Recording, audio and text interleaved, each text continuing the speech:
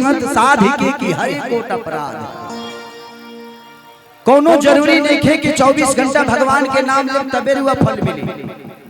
अगर दिल से आत्मा से एक बार अगर कह देने कि अरे राम हो तरनतार बा, कर्म प्रधान विश्व कर रहा था। ये दुनिया में कर्म केहू लिखल ही ना बा, तो कर्म करिए और अच्छा कर्म करिए। अपने बुजुर्गों का सम्मान करिए, माँ बाप का ख्याल रखिए, अपनी पत्नी का सम्मान करिए जिसकी वजह से आप 2 रोटी खाते हैं। इसलिए हमेशा जिंदगी में महिलाओं का सम्मान है, क्योंकि मैं भी किसी का पुत्र हूं, मैं किसी का पिता हूं, मैं भी एक बेटी का बाप हूं। जिस दिन बेटी का बाप बना उस दिन समझ में आया कि मर्यादा क्या होती है। तो आज नहीं तो कल आप किसी बेटी का बाप बनेंगे, इसीलिए हर बेटियों का सम्मान करिए। मैं चाहता हूं कि एक बेटियों के नाम पे ताली जोर से बजाइए। चलिए, बहुत सारे कलाकार बड़े और हमारे नागेंद्र उजाला भाई अभी जबले तू को भोजपुरी ना हुई, भोजपुरी सुने के बाद तनी हल्ला करके हाँ महिलाओं मेरे पास कि जाता र परदेश बलमवा बाबा बाबा हमके घर में छोड़ के बाबा कि तनी जाए से पहले खाना उठलाली से रोटी। तनी नायका में से ब्याजी नायका में से होके यहाँ मेरे बहुत सारे गार्जियन स्वरूप लोग बैठे हैं, सम्मानित लोग हैं। उस समय से मैं आप लोग के लिए गा रहा था, लेकिन बहुत सारे यहाँ नौजवान हैं, उनके लिए भी कुछ मुझे गाना पड़ेगा, तो उसके लिए मैं आप सबसे क्षमा प्रार्थी हूँ। प्लीज आप लोग क्षमा करिएगा। आओ जो नचनिए कारण आई विषय पर कथा वही जनबा जौन पति अपना पत्नी के छोड़ के घर में गइल बा। औरतिया कौना भाव में अपना राजा के फोन करके कहतिया कैसे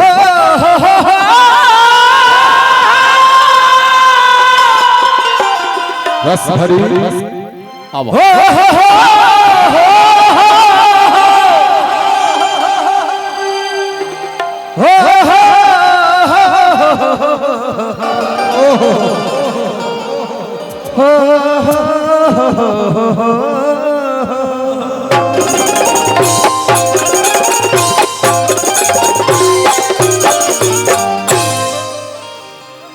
खुशी ना मोटा गई हो, इके हो तुम अकेले पड़ गई हो, संगत छोड़ दिया क्या सबका। अच्छी बात है। वाह वाह नचनिए कारण आप लोग थोड़ा पीछे अखिलेश भाई और आप लोग चारों तरफ रहेंगे। इधर आइए कि चढ़ल जवानी जोर भइल बा बाबा ए राजा गजबे सोरी भइल बा कि कैसे बताई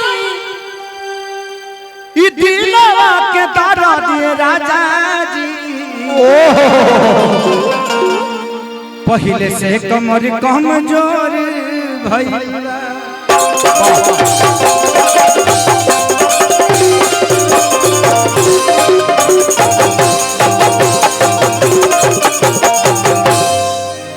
वाह वाह कि धुआं धुआं हो जाए, धुआं धुआं हो जाए कि जब भी हमारा के पेही गजब जीवन जी हर की जाए पिया जवानी हमर जरई रे गइला ना। का कहता हूं थोड़ा सा आप लोग पीछे हो जाइए सारे लोग। कितना अरे नीचे कर तनी से नीचे कर बुआ नस फटता बा।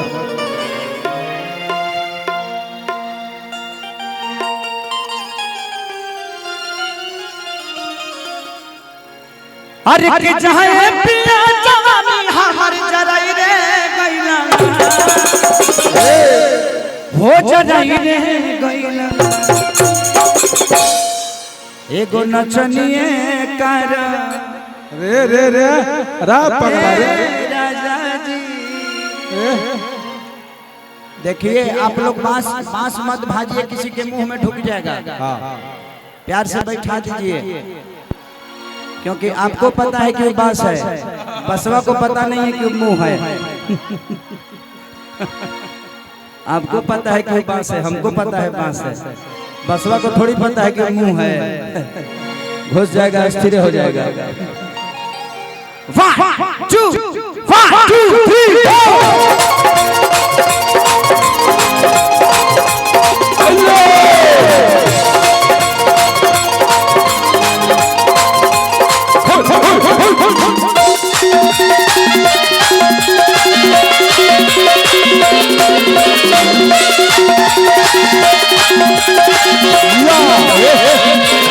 शांति शांति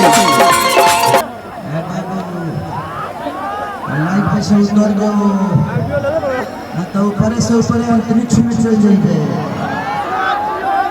वो को चढ़ा संसारे ए जगदेव अरे बाबू राजा प्रदेश राजकुमार बाबू अंतरिक्ष में चल जाइए, ऊपर से ऊपर चंद्रयान पर चल जाइए। चंद्रयान पर लगभग जमीन है चल जाइए, तो बोल दिया तू कट्ठा हमरो खेती खरीदी हो ऊपर है। हम बाद में आए विमान द्वारा है सबसे लेके। हाँ इतना सारा इंद्रासन में परी लेके देगा और वो जो जगह पड़ जाए सुंदर अति सुंदर। मैंने इतना लोग नहीं है, इतना सुंदर लोग नहीं है। इधर सबरी भी हो जब बाहर लगा करो भी लगा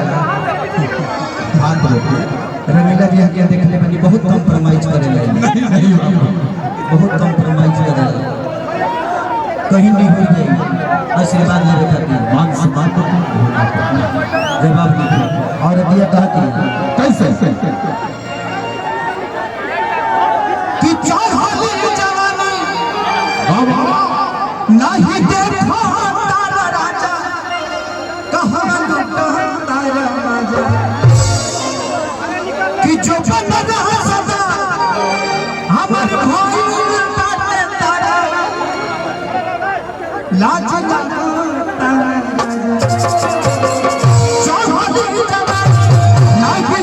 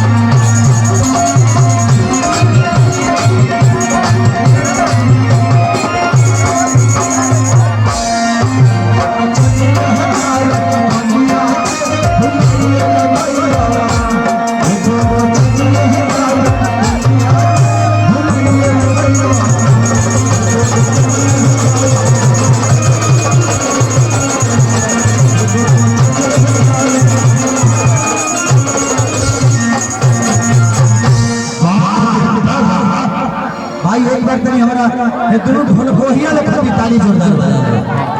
वाह वाह राजा बेटी मत जा मास्टर मत। हम चाहता नहीं कि दोनों ढोल भोहिया